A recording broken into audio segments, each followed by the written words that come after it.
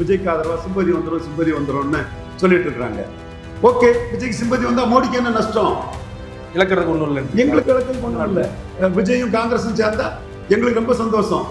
ஸ்டாலினை நம்பி இந்த வெற்றி வேட்டுகள் எல்லாம் எம்பி ஆகுது. மாணிக்க தாகூர், ஜோதிமணி போன்றவங்க எல்லாம் எம்பி ஆகுறாங்க. அது காலி ஆயிரும் இல்ல? காங்கிரஸ் தாவேகா கூட்டணி உறுதின்னு சொல்றீங்களா? காங்கிரஸ் தாவேகா காட்டி திமுக கிட்ட சீட்டு வாங்கிடுவான், குறைக்க விடாம வாங்கி. சிதம்பரம் திமுகவோட தான் இருக்காப்புல. மோடி இந்தியா அலையன்ஸை டிஸ்மேண்டில் பண்ண பார்க்குறாருங்கிறது சிதம்பரத்துக்கு தெரியும். ஸோ அல்டிமேட்டாக தினகரனை நட்டாத்தில் விட்ட மாதிரி விஜயும் காங்கிரஸ்காரன் இப்போ கொஞ்சம் தூக்கி விட்டுக்கிட்டு அப்படி நட்டாத்தில் விட்டுட்டு போயிடும். இப்போ காங்கிரஸ் இல்லைன்னா திமுக கூட்டணி பலமாக தான் இருக்கும். ஆனால் காங்கிரஸ் இல்லைன்னா திமுகவோட வெற்றி பாதிக்கும்.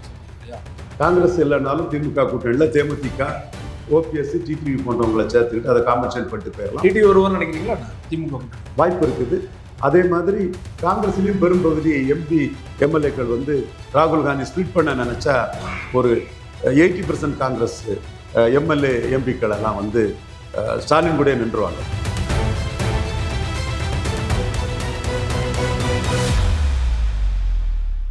அரசியல் களம் நேயர்களுக்கு வணக்கம். இன்றைக்கு நம்ம நேர்காணலுக்காக அரசியல் விமர்சகர் ரவீந்திரன் துரைசாமி அவர் நம்மோடு இருந்திருக்கார். அவர் பேசலாம். சார் வணக்கம். வணக்கம் சிவா. 12ஆம் தேதி வந்து சிபிஐ வழக்கில் அவர் டெல்லியில் ஆஜராக போறார் விஜய் அவர்கள். தன் கடமையை செய்யும். இப்போ பிஜேபியிலே பல பேர் வந்து விஜய்க்கு ஆதரவா சிம்பதி வந்துடும் சொல்லிட்டு இருக்காங்க. ஓகே, விஜய்க்கு சிம்பதி வந்தா மோடிக்கு என்ன நஷ்டம்?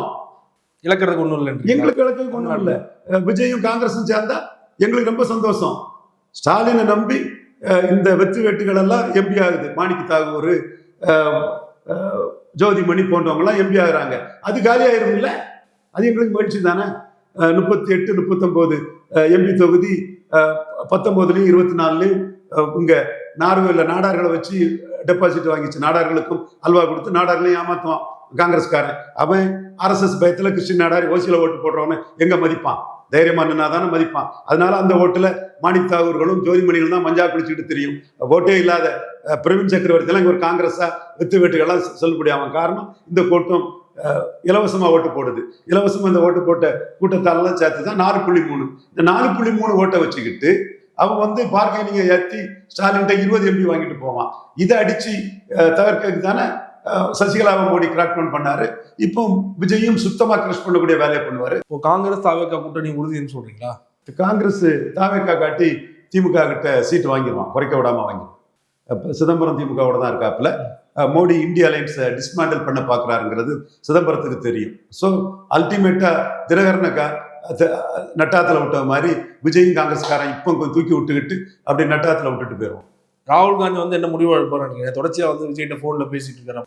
இவர் மாணிக்க தாகூர் 4% போனோம், கார்த்திக் சிதம்பரம் 10% போனோம். ஐயா, கார்த்திக் சிதம்பரம் சீமான் கொடுத்த சாதாரண கேண்டிடேட் கூட உங்களோட 1.5 மடங்கு ஓட்டு அதிகம். ஐயா, மாணிக்க தாகூர் சீமானுக்கு சாதாரண கேண்டிடேட் கூட உங்களோட 2 மடங்கு அதிகம். இதெல்லாம் ப்ரூவ்டு மேட்டர். இந்த அளவுக்கு ஒரு டப்பா செல்வாக்க வச்சுக்கிட்டு இவங்களுக்கெல்லாம் ஒரு ஆப்ஷனை விஜய் கொடுத்ததும் என்ன வருத்து வராங்க? இதெல்லாம் அடிச்சு நொறுக்கணுங்கிறதா மோடி கேட்கணும். இப்போ காங்கிரஸ் இல்லைன்னா திமுக கூட்டணி பலமா தான் இருக்கும். ஆனா காங்கிரஸ் இல்லைன்னா திமுகவோட வெற்றி பாதிக்கும் சொல்றாங்க இல்லையா?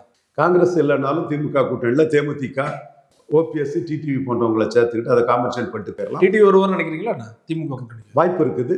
அதே மாதிரி காங்கிரஸ்லயும் பெரும்பகுதி எம்பி எம்எல்ஏக்கள் வந்து ராகுல் காந்தி ஸ்பிளிட் பண்ண நினைச்சா ஒரு 80% காங்கிரஸ் எம்எல்ஏ எம்பிக்கள் எல்லாம் வந்து ஸ்டாலின் கூட நின்றுவாங்க. ஸோ அந்த ரிஸ்கை ராகுல் எடுத்தா மோடிக்கு நல்லதுதான். ராகுல் தெருவில் ஆயிடுவாரு. 2014 ராகுல் 98 காங்கிரஸ் மாதிரி அவர் ஒன்றும் இல்லாமல் போயிடுவார். 98ல் ஒரு தொகுதியில் கூட டெபாசிட் கிடைக்கல. 2014 விஜய் வசந்தோட ஃபாதர் வசந்தகுமார் வந்து டெபாசிட் வாங்கி கொடுத்தாரு. இப்போ இந்தியா அலையன்ஸ்ல வந்து ஸ்ட்ராங்கா இருக்கிறது திமுக அலையன்ஸ் தான், திமுக கூட்டணி தான். ஸோ திமுகவும் இதுல இருந்து இந்த தேர்தலில் பிரிஞ்சனா இந்தியா அலையன்ஸை உடஞ்சிருமா? அவ்வளவுதான். கண்டிப்பா அதுதான் எங்க நோக்கம், மோடிக்கு நோக்கம். அது வந்து விஜய் மூலமா நடந்தா, சோடங்கர் மூலமா நடந்தா, பிரவீன் சக்கரவர்த்தி மூலமா நடந்தா, 3% ஜோதிமணி மூலம் மட்டும் 4% மாணிக்க தாகூர் நடந்தா மோடி லாயலிஸ்டான எங்களுக்கு மகிழ்ச்சி, சந்தோஷம். அவங்களுக்கு எங்க வாழ்த்துக்களையும் அந்த முயற்சியில வெற்றிகரமாக பண்ணாங்கன்னு தெரிவிச்சுக்கிறோம். பட் ஸ்டாலின் ரொம்ப காசியஸா விட்டுறக்கூடாது, ஸ்டேட்டஸ்கோ கொடுக்கணும்னு நினைக்கிறார். நேற்று எடப்பாடி அவர்கள் வந்து அமித்ஷா அவர்களை சந்திச்சார். அதுக்கு முன்னாடி பார்த்தீங்கன்னா அன்புமணி அவர்களை சந்திச்சு கூட்டணியை உறுதி பண்ணிட்டாரு. கிட்டத்தட்ட 17+1 ராஜ்யசபா பேசினதா தகவல் வந்துட்டு இருக்கு இல்லையா? ராமதாஸ் வந்து இதற்கு உடனே எதிர்ப்பு தெரிவிச்சிருக்காரு. நான் தான் வந்து கூட்டணிக்கு முடிவு பண்ணணும் அப்படின்னு சொல்றாரு.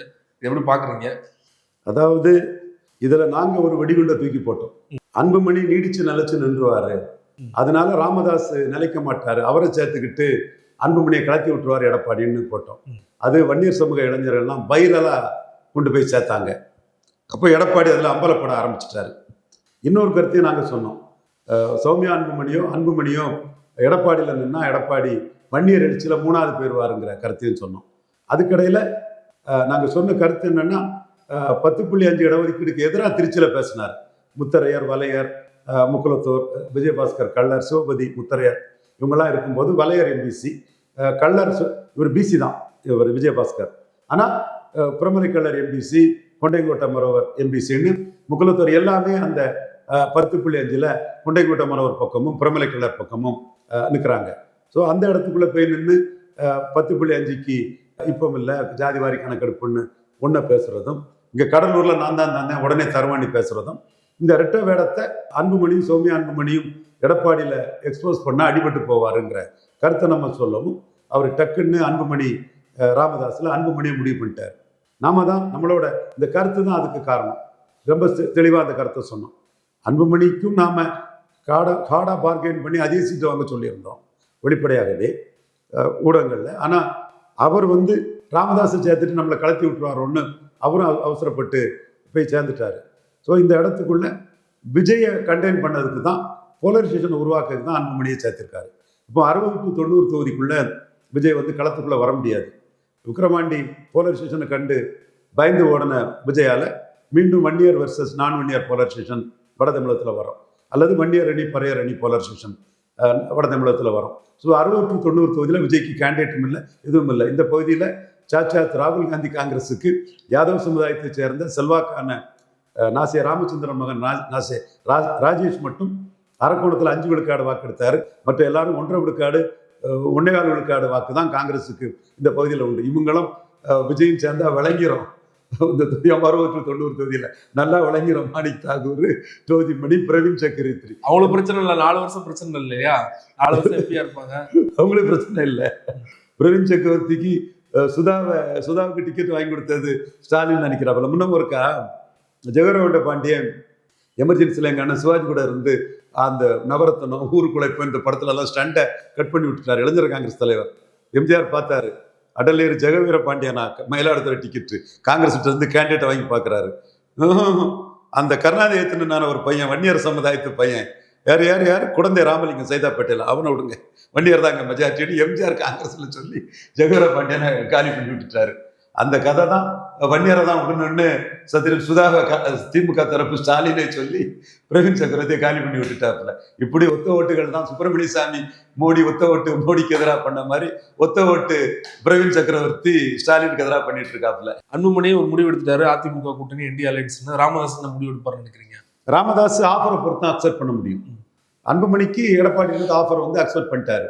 அன்புமணி பிளஸ் எடப்பாடி சேலம், தருமபுரி, விழுப்புரம், சிதம்பரத்துலலாம் ஒரு எடப்பாடிக்கு இந்த வண்ணார், நாவிதர், குயவர், போயர், ஒட்டர், வீட்டு கொண்ட ஊராளி கொண்ட தொட்டிய நாயக்கர், மருத்துவர், மங்களா, முக்குவர், பரதவர், பரவாஜகுலம், மீனவர், ஆண்டிப்பட்டான், சங்கரம் போன்ற சமூகங்களுக்கு அடுத்த அநீதியை நம்ம விளக்கிட்டோம். ஆனால் வன்னியர்கள் 10.5 கொடுத்ததுக்காக ஒரு பெருசாக பார்க்குறாங்க. அப்போ இந்த பகுதியில் தான் அன்புமணிக்கு செல்வாக்கு இருக்கு. ஸோ அன்புமணி பிளஸ் எடப்பாடி ஃபைட்டிங்காக இருக்கு. இதுதானே சொன்னேன், விஜய் களத்துக்குள்ள நின்றுட மாட்டார், போலரைசேஷன் ஆகும். எடப்பாடிக்கு விஜய் காலி பண்ணி தூக்கி போட்டுட்டாரு 90 தொகுதியில். விஜய் போலரைசேஷனுக்குள்ள களத்துக்குள்ள வந்துட மாட்டார். ஸோ அந்த லாபம் அன்புமணிக்கு சேலம், தருமபுரியில் பாப்பிரெட்டிப்பட்டி, பன்னகரம் போன்ற தொகுதிகள் கன்வெர்ட் ஆகுங்கிற ஒரு நம்பிக்கை அவருக்கு இருக்குது. ஸோ 2 பேருக்குமே பலனுள்ள ஒரு கூட்டணி தான். நான் உண்மையை தான் சொல்லுவேன். எடப்பாடி பழனிசாமி ஸ்டாலினுக்கு இணையானவரே கிடையாது. அவர் 40 விழுக்காடு இருந்த ஜெயலலிதாவுக்கு ஓட்டு 2 ஜாதியை வச்சு சமூக நீதி சூறையாடுறதுனால அந்த ஓட்டு ரொம்ப கீழே போயிட்டு, அந்த சூழ்நிலையில அவர் இந்த பகுதியில் ஸ்டாலினோட பெரிய தலைவராக இருக்கிறார். அன்புமணிக்கு இந்த பகுதியில் தான் செல்வாக்கு இருக்கு. ஸோ அவங்களுக்கு 2 பேருக்குமே ஒரு பலன் அளிக்கக்கூடிய ஒரு அலைன்ஸாக தான் நான் பார்க்குறேன். ஏன் வேல்முருகன் கூட சொன்னேன், அரியலூர் ஜெயங்கொண்டாம் பகுதியில் எடப்பாடி கிட்ட கேண்டிடேட்டா நின்னா ஜெயிக்கலான்னு சொன்னேன். திரும்ப அதுதான் நான் சொல்லிட்டு இருக்கிறேன்.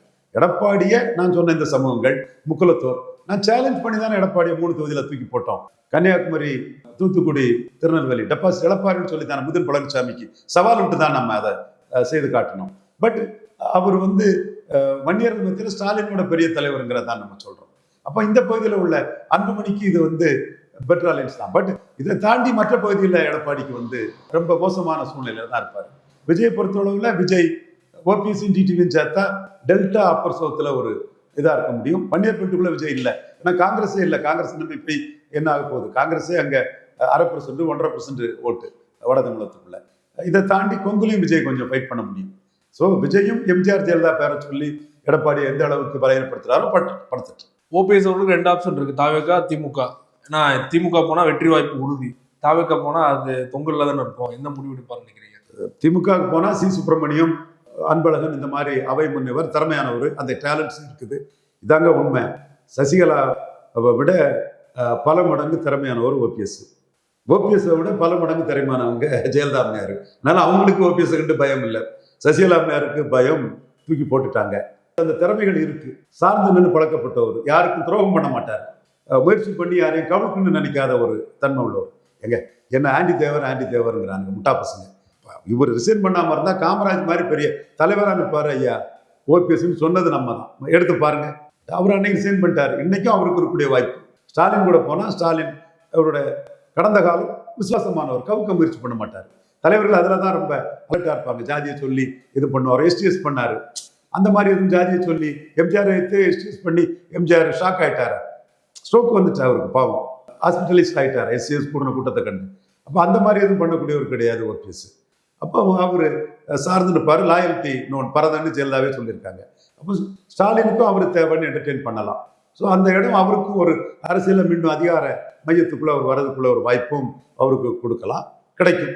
ஸோ அவர் ஜாதியை தாண்டியும் ஒரு மக்களால் ஒரு பாவங்க, அவர் யாரையும் கவுக்க மாட்டார். அந்த மாதிரி எடப்பாடி கிராப்பர் எல்லாம் எனக்கு போடும், எல்லாம் ஏன் ஜாதிக்கு போடும், எல்லாம் ஏன் ஜாதிக்கு போடுன்னு அவருக்கு எண்ணம் கொண்டவருங்கிற மாதிரிப்பட்ட ஒரு எண்ணம்னா அவருக்கு இல்லை. அப்போ கூட அவர் பலதரப்பட்ட சமூகங்களுக்கு வாய்ப்பு கொடுத்தவர் தானே. அது மட்டும் இல்லை, அங்கே உள்ள போடியில் உள்ள புறமொழியாளாலும் சரி, நாடார் சமூக மக்கள் மத்தியிலும் சரி, நாடார் ஓபிஎஸ் ஒரு எதிரியாக பார்க்கலையா? ஐயா நடராஜனை நாடார்களுக்கு எதிராக மீனவர்களை தூண்டி விட்டாரு, மறவர் சோதரர்களை தூண்டி விட்டாருன்னு சொல்லும்போது ஐயாவை எதிரியாக பார்த்த நாடார்கள் ஓபிஎஸ் அப்படி பார்க்கலையே. ஸோ ஓபிஎஸ் ப்ளஸ் தான் ஸ்டாலினுக்கு. விஜய் தரப்பு போனாலும் எம்ஜிஆர் ஜெயலலிதா போல எடப்பாடி கெடுக்க பார்க்குறாங்களா, அதுலேயும் அவர் டெல்டா புஸ்தகத்துக்குள்ள ஒரு இதாக இருக்கலாம். என்னோட பார்வை ஸ்டாலின்கிட்ட போகிறது தான் ஓபிஎஸ்க்கு பலனளிக்குங்கிறது என் கருத்து. அவர் தான் முடிவு எடுக்கும். பொறுத்திருந்து பார்க்கலாம் சார், அரசியல் கணக்கில் எப்படி போகுது அப்படின்னு சொல்லுவோம். நேரத்தை ஒதுக்கி பல்வேறு தகவல்கள் பங்கு. மிக்க நன்றி சார். நன்றி.